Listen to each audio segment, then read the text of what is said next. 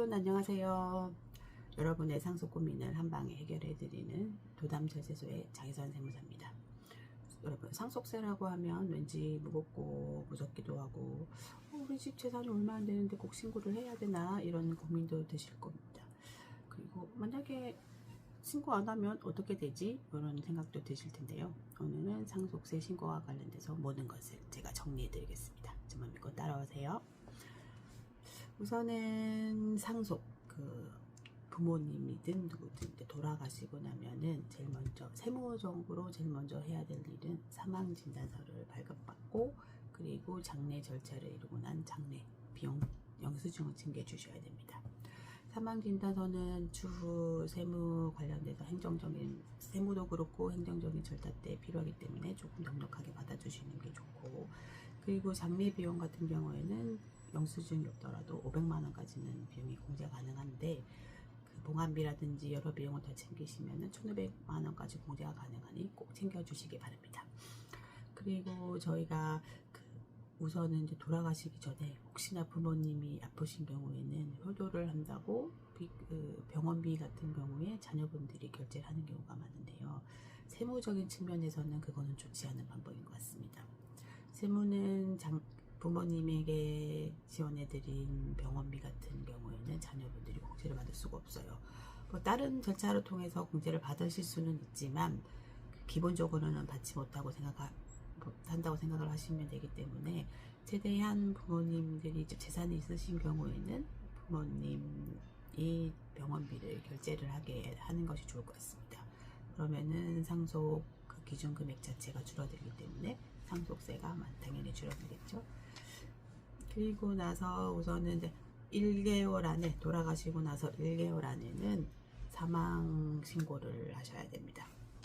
1개월 안에 주민센터나 아니면 주민센터 방문을 하셔가지고 사망 신고를 하셔야 되는데, 사망 신고를 하게 되면은 모든 금융 거래가 정지가 되기 때문에 사전에 부모님이든 돌아가신 분 계좌에서 돈을 인출을 해야 될 일이 있으면은 사망 신고 전에 먼저 모든 금융 내역을 인출을 하시거나 하시는 게 좋을 것 같습니다. 그리고 사망 신고를 만약에 늦게 하는 경우에는 가태료 대상이 될 수도 있으니까 꼭 1개월 안에 챙겨서 사망 신고를 하시기 바랍니다.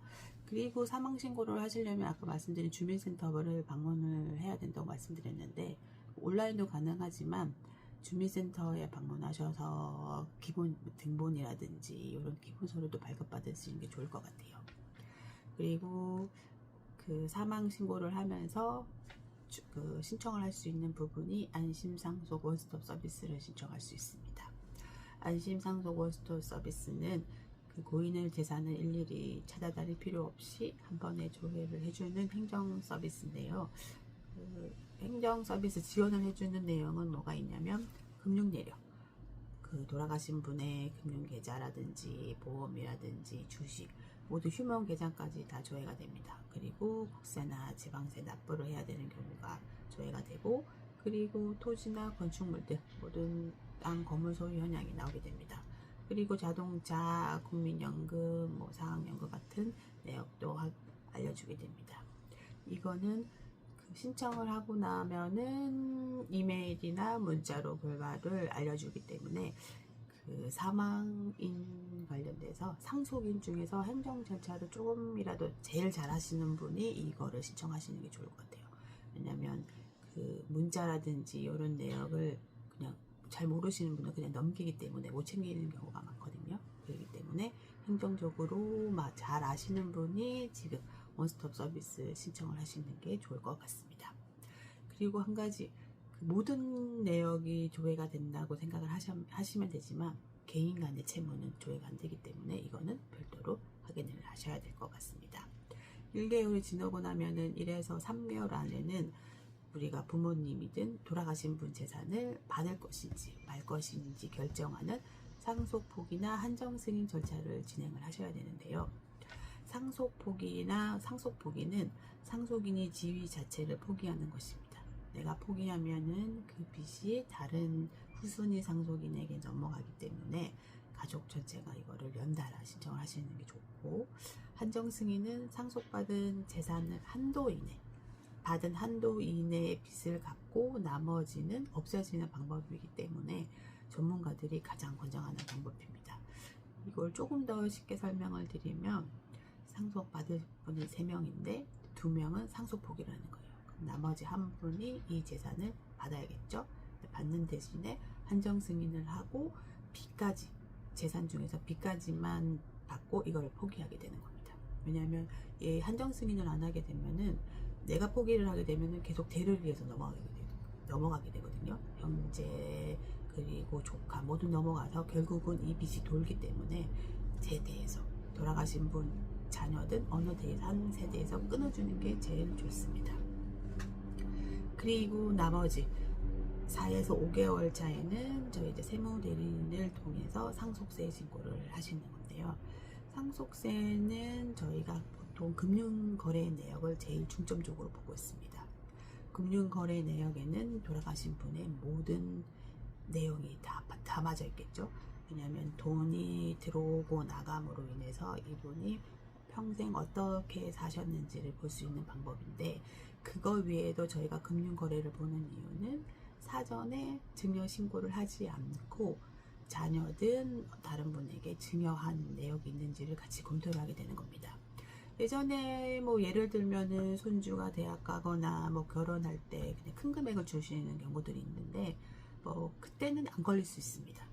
그때 줄 때는 안 걸리고 그냥 넘어갈 수도 있지만, 금액이 뭐 작아서 넘어갈 수도 있지만, 지금처럼 돌아가시고 나서 상속세 신고를 하면서 금융거래 시 이 내역이 걸리게 되는 거예요.